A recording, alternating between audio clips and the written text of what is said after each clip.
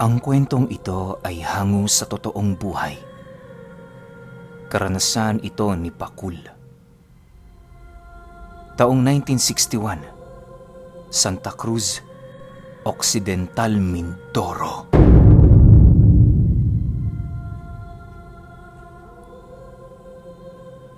Itong mga panahong ito, kasalukuyang nag-aaral ng mga lihim na karunungan itong si Pakul. Ang nagtuturo sa kanya ay isang albularyo din sa kanila.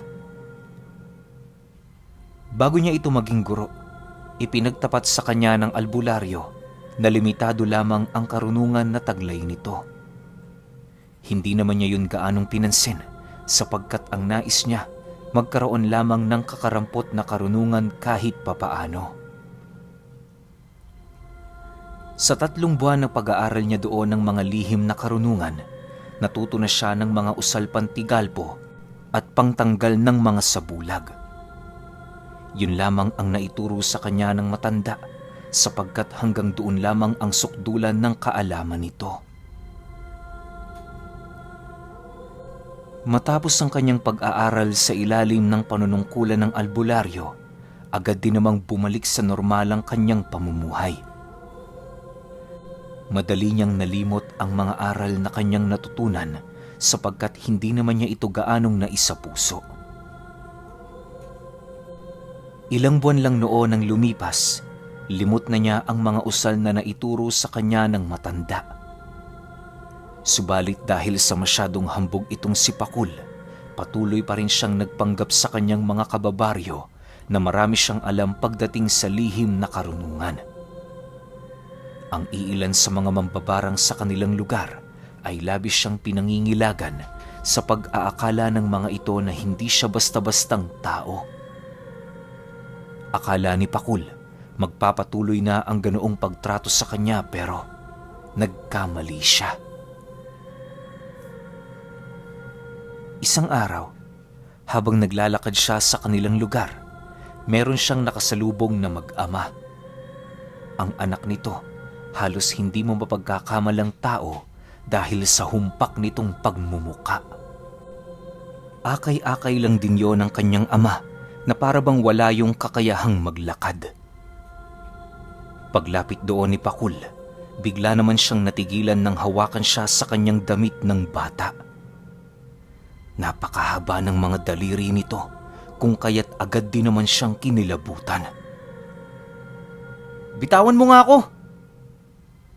wika ni Pakul nang maramdaman niya ang malalamig na kamay ng lalaki. Matapos niyang makapagsalita, dali-dali din naman siyang lumayo sa mga ito habang patuloy yung pinagmamasdan. Nang marinig ng ama ng bata ang kanyang sinabi, nagpatuloy lang naman yun sa paglalakad na para bang hindi nito napansin si Pakul. Hindi na niya yun pinigilan, gawa ng sa isip-isip niya baka may kapansanan din ng ama nito. Subalit habang pinagmamasdan niya ang mag-amang lumalayo, kitang-kita niya ang bata na panayang pagturo sa kanya habang nakangisi at nakatitig ng masama. Makalipas ang 2 araw, nalimot na niya ang insidente. Akala niya hindi na niya masisilayan pa ang dalawa, subalit kinahapunan noong araw, habang nakikipag-inuman siya sa kanyang mga kaibigan, muli na naman itong dumaan sa kanilang harapan. Kagaya ng una niya yung nakita, tulala ito habang naglalakad na animoy hindi ito tumitingin sa daang kanilang dinaraanan. Nang mapansin siya ng isa sa kanyang mga kaibigang tulala, agad naman siya nitong tinapik habang nagsasabi ng, "Tagay mo na! Bakit ka ba tulala? May problema ka ba, Pakul?"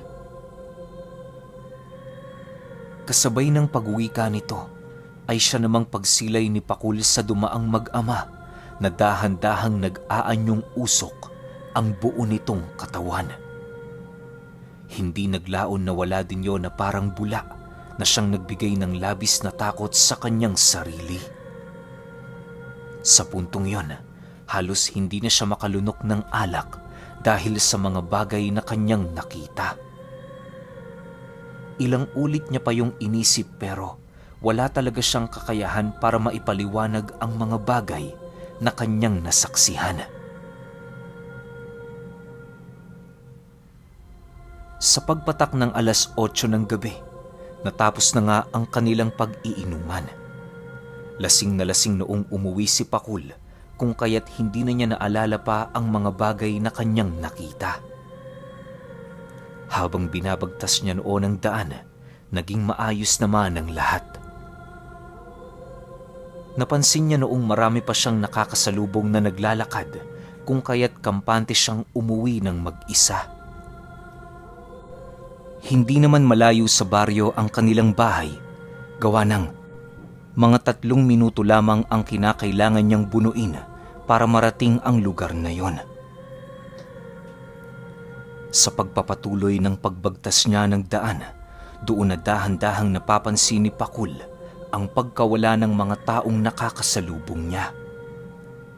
Sa isang iglap, nawala ang lahat ng mga bahay sa paligid at kasabay nito ang pagtambad sa kanya ng mga nagsisitaasang talahib.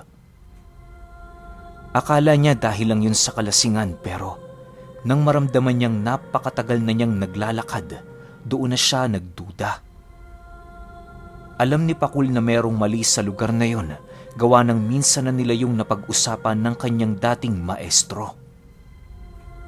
Bagaman nakakaramdam na siya ng takot, wala siyang magagawa kundi ang magpatuloy. Ilang minuto pa ang lumipas, napangiti naman siya nang makakita siya ng bahay sa dulong parte ng daan. Dali-dali niya yung pinuntahan sa pag-aakalang yon ang kanilang tahanan. "Amping, nandito na ako. Pakibukas nga ng pinto." Wika ni Pakul pagdating niya sa bahay na yon. Kampante siya doong kumatok sa paniniwalang yun talaga ang kanilang bahay. Kahit kasi lasing na siya, alam niya kung ano ang itsura ng tahanang ginawa niya. Maya-maya pa, muli na naman siyang kumatok, gawa ng pakiramdam niya walang nakarinig sa kanyang pagtawag. Naghintay ulit siya doon ng ilang minuto, subalit ganun pa rin, walang nagbubukas. Dahil sa pangyayaring yon, nagpasya na siyang sirain ang pinto upang makapasok. Subalit kahit anong gawin niyang pagtadyak, hindi niya yun kayang mauga, kahit gawa lamang ito sa maliliit na piraso ng kawayan. "Amping! Bingi ba kayo dyan sa loob? Sinabi ng buksan eh! Kanina pa ako rito naghihintay!" Galit na sigaw ni Pakul sa labas ng kanilang tahanan. Matapos niyang makapagsalita, doon na dahan-dahang bumukas ang bahay. Pagsilay niya sa loob, bigla naman siyang napatanong sa kanyang sarili nang masipat niya ang lugar na walang gaserang nakasinti. Imposible namang hindi magdala ng gasera ang kanyang asawa sa pagbukas sa kanya, lalo pat alam niyang matatakotin yun sa dilim.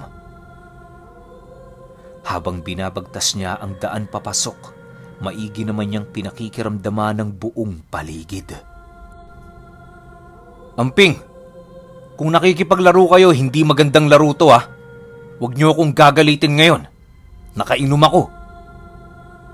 Wika ni Pakul pagpasok niya sa loob ng bahay na inaakala niyang sa kanila.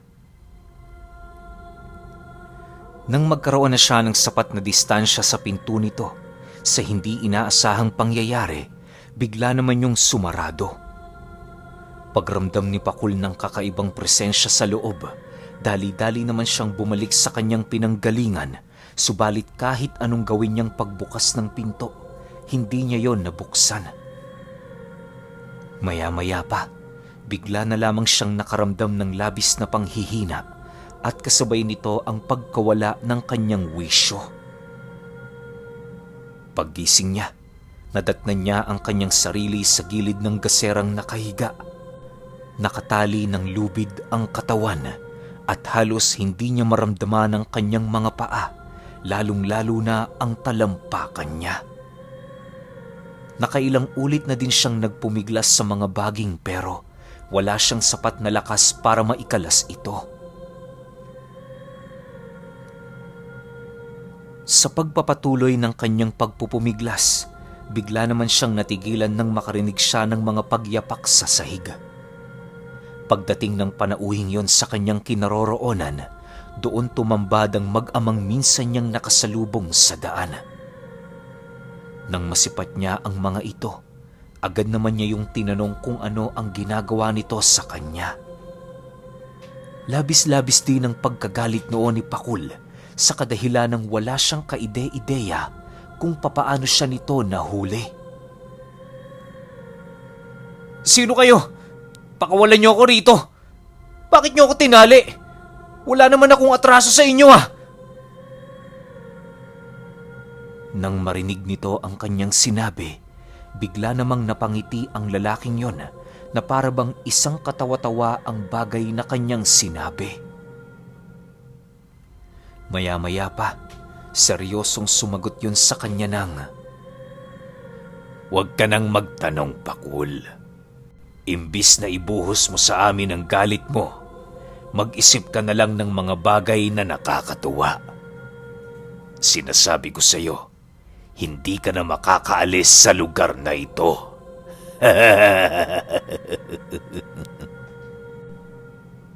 Matapos makapagsalita ng lalaki, bigla naman siya nitong iniwan sa lugar na yon.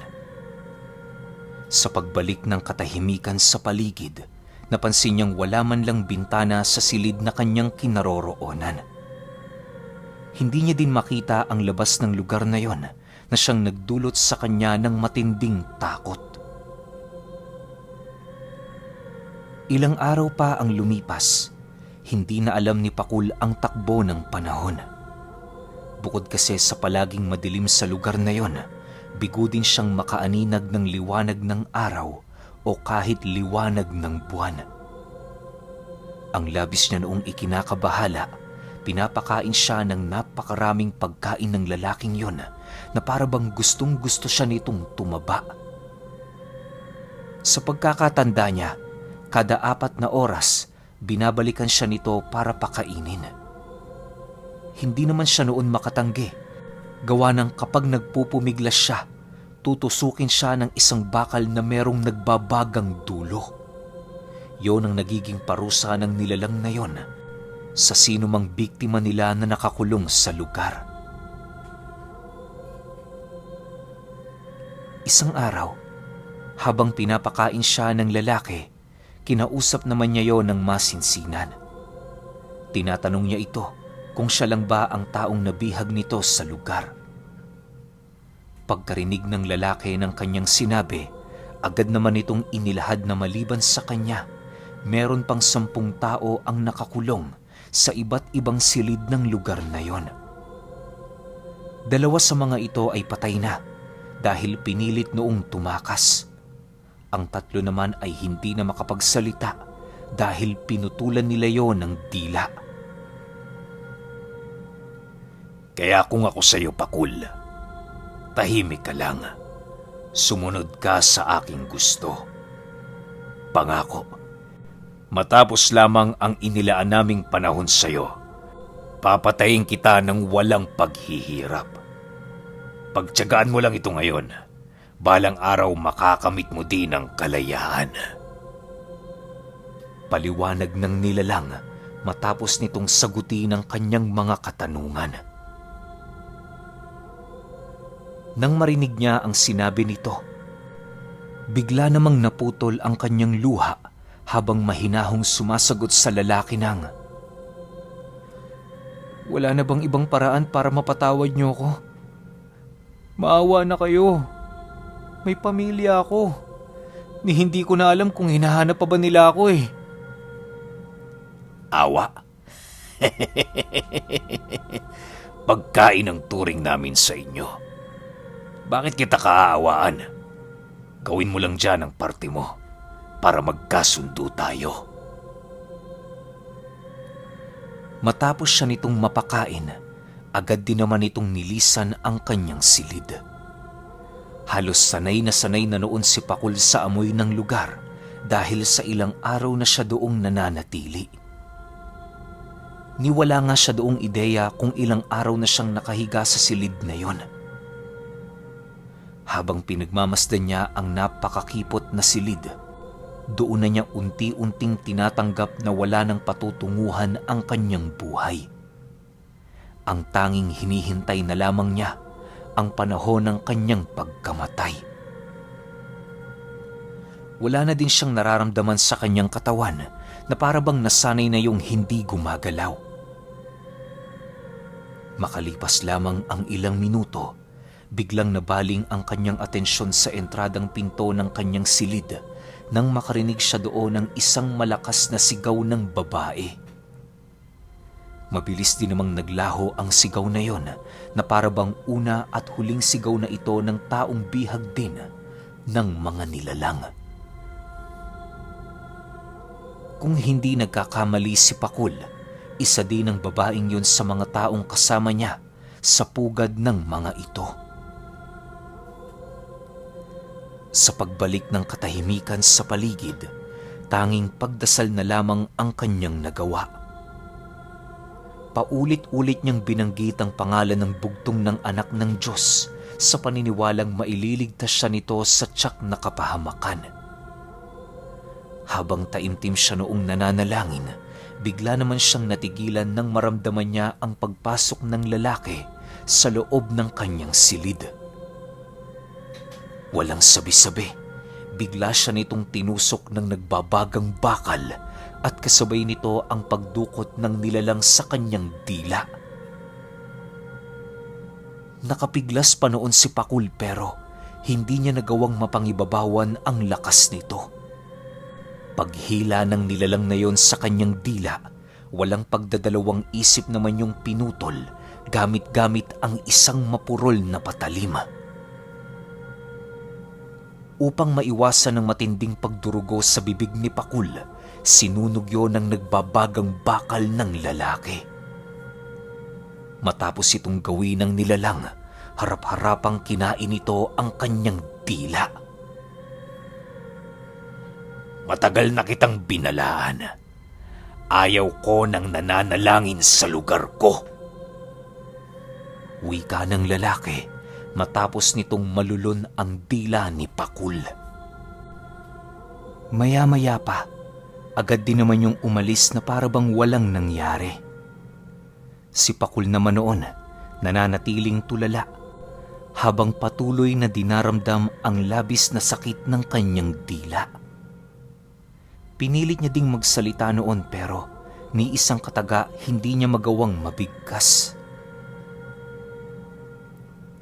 Ilang araw pa ang lumipas, patuloy pa rin siyang namumuhay sa ganoong kalagayan.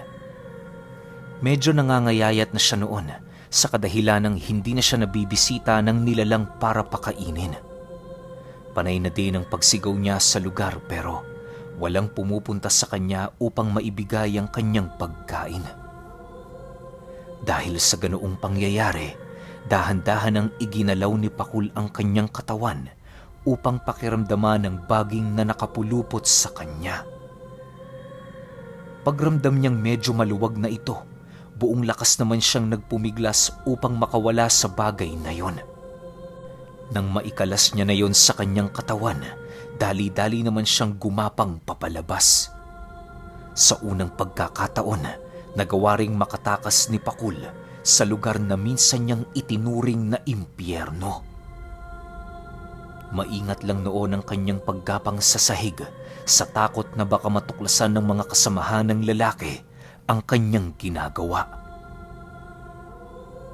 Pagbukas niya ng pinto, bumungad sa kanya ang napakadilim na paligid. Nasipat din niyang napakalapad ng pasilyo sa lugar na merong iba't ibang uri ng mga silid. Karamihan sa mga silid doon ay wala ng pinto, maliban sa silid na minsan niyang kinalagyan. Sa pagpapatuloy ng kanyang paggapang, doon niya nakita ang mga kalansay sa bawat silid na kanyang dinaraanan. Lahat ng mga taong naroon ay namatay sa kanilang mga higaan. Tangan ang mga baging na patuloy na nakatali sa kanilang mga katawan hanggang kamatayan. Napansin din niya noon na wala na ding mga paa ang mga ito na para bang pinutol ng lalaki o ng iba pa nitong mga kasama. Ilang minuto pa ang lumipas, patuloy pa rin sa paggapang itong si Pakul. Hindi niya pa noon nagagawang makatayo, gawa ng ramdam niya ang kawalan ng lakas ng kanyang paa. Ayaw din naman niyang pilitin ito, gawa ng nakikipaghabulan siya sa oras. Maya-maya pa, doon na niya nakita ang entradang pinto ng lugar. Pagramdam niyang walang mga nilalang sa paligid, dali-dali naman siyang tumungo roon upang makatakas. Sa pagdating niya sa pinto, naging pahirapan naman sa kanyang buksan ito. Gawa ng hindi niya gaanong maabot ang trangkang kasalukuyang pumipigil dito. Napakarami ko ng pinagdaanan sa impyernong ito. Hindi na ako kayang pigilan ng hamak na trangka lang. Galit na wika ni Pakul sa kanyang sarili. Pagkasabi niya ng mga katagang yun sa kanyang isipan, buong lakas naman niyang pinilit ang kanyang mga paa na tumayo. Isipin ninyo, unat na noon ang kanyang talampakan dahil sa ilang araw na niyang hindi ito naigagalaw. Ramdam na din niyang nanigas na ang buto sa parte ng katawang niyang yon na siyang nagbibigay ng labis na sakit at kirot sa kanyang sarili. Ngunit gayon pa man, pinilit ni Pakul na tulungan ang kanyang sarili alang-alang sa pamilya niyang naghihintay. Halos inabot din siya noon ng kalahating oras bago niya tuluyang naalis ang trangka ng pinto. Nang maibaba na niya ito, bigla niyang naramdaman ang pagpasok ng preskong hangin sa loob ng lugar. Maya-maya pa, narinig ni Pakul ang pag-uusap ng mga panauhin sa labas na dahan-dahang naglalakad patungo sa pintong kinaroroonan niya. Pagbukas ng mga ito, doon tumambad sa kanya ang mga albularyo ng kanilang baryo. Pakul! Diyos ko! Mabuti naman at buhay ka pa! Bungad na wika ng albularyo pagsilay sa kanya nitong naghahabol ng hininga sa gilid ng pinto. Matapos nitong makapagsalita, agad naman siya nitong tinulungan papalabas ng lugar na yon. Habang binibitbit siya ng mga kasama nitong albularyo, doon niya nasipat ang isang napakalumang bahay na pinagkulungan sa kanya. Ayon sa mga nakapagkwento, naging matagalang paghanap sa kanila gawa ng napakalakas ng sabulag na inilagay doon ng gabunan. Masyado ding madulas sa mga albularyo ang mga nilalang sa kadahilan ng hindi ito gaanong nakikipaglaban ng patayan. Bagaman ilang araw na ang lumipas magmula noong nagawa nila yung mapaslang, hindi pa rin nila napasok ang pugad nito dahil sa lakas ng harang na nakapalibot. Kung hindi nabuksan ni Pakul ang trangka ng pinto, maaaring doon na siya mismo namatay sa lugar. Dagdag pa ng mga albularyo na ang lalaki at ang anak nitong minsang nagpahirap sa kanya ang namumuno sa mga aswang na nakatira sa pugad na yon. Marami din silang nagawang sakripisyo para lamang tuluyan itong malipol sa kanilang lugar. Sa pagpapatuloy ng kanilang paglalakad, doon nasipat ni Pakulang mag-ama na minsang nagpahirap sa kanya. Nakatarak ang mga katawan nito sa dalawang napakahabang kawayan na itinirik din ng albularyo sa lupa. Sunog na din ang katawan ng mga nilalang na yon at halos kalansay na lamang ng mga ito ang magagawa mo doong masilayan. Ayon pa sa mga albularyong tumulong sa kanya, hindi naging madali ang pagpatay nila sa nilalang na yon. Mahirap mang paniwalaan pero inabot din sila ng 4 na buwan bago nila ito tuluyang masukol. Dagdag pa nito na kung nagkataong hindi nila natunto ng pugad nito, maaaring hindi na nila makita pang buhay itong si Pakul. Huwag kang mag-alala. Gagawin namin ang lahat para gumaling ka. Sa ngayon, manatili ka na muna dyan. Huwag ka nang matakot. Ligtas ka na. Wika ng isang albularyo na nakaalalay sa kanya. Sa pagdating nila sa baryo, agad naman siyang sinalubong ng kanyang pamilyang umiiyak. Dahil sa pipi na noon si Pakul, wala na siyang ibang nagawa kundi ang yumakap sa kanyang asawa. Sa tulong ng kanyang mga kaibigan at kakilala, naging madali para sa kanya na makabawi mula sa trauma na kanyang dinanas. Marami din noong naghintay ng kanyang istorya pero bigo silang malaman ito gawa ng wala pang sapat na kaalaman si Pakul pagdating sa senyas. Ang tumulong sa kanya noong malaman ang mga senyas ng mga pipe ay ang albularyo din na minsan niyang naging maestro. Inabot din siya ng ilang taon bago niya tuluyang makabisa ang bawat senyas. Nang handa na noon si Pakul, doon niya inilahad sa kanyang mga kakilalang albularyo ang tungkol sa nakakapangilabot niyang karanasan. Nang mapag-alaman din niya noon na bago pala siya iwan ng gabunan sa silid niyang pinagkulungan, inukitan siya nito ng mga kataga na naglalahad ng petsa ng kanyang kamatayan. Gayunpaman, sa kabila ng napakasalimuot niyang karanasan, kahit papaano'y labis-labis pa rin siyang nagpapasalamat dahil hindi siya natulad sa mga kasama niyang nabihagdi ng mga aswang. Nagsilbi din yung leksyon sa kanya na maging maingat sa lahat ng oras dahil hindi natin alam kung ano ang mangyayari sa hinaharap. Makalipas pa ang ilang taon, pinilit ni Pakul na mamuhay ng masaya at payapa sa piling ng kanyang pamilya. Pipi man siya, hindi yun hadlang sa kanyang hanap buhay. Sa paglaki ng kanyang mga anak, paulit-ulit niyang pinapaalala sa mga ito na huwag magpagabi sa daan upang hindi sila mabihag ng mga aswang. Naging bantog din ang kwento nitong si Pakul at nabansagan ito sa kanilang lugar na kwento ng isang pipe.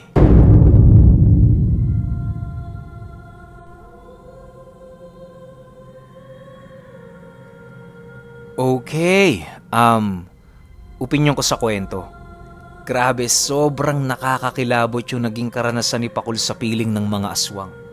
Isipin ninyo, para kayong mga baboy, 'di ba, na nasa iisang kulungan tapos isa-isa kayong kakatayin kapag oras nyo na.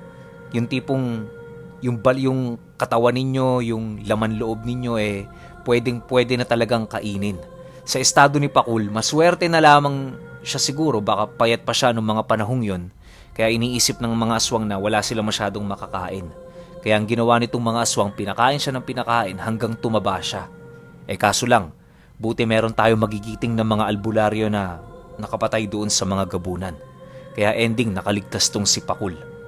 'Di ba? Pero yun nga, medyo delikado talaga sa probinsya kapag yung mga panahon na ganito uuwi ka ng lasing na lasing.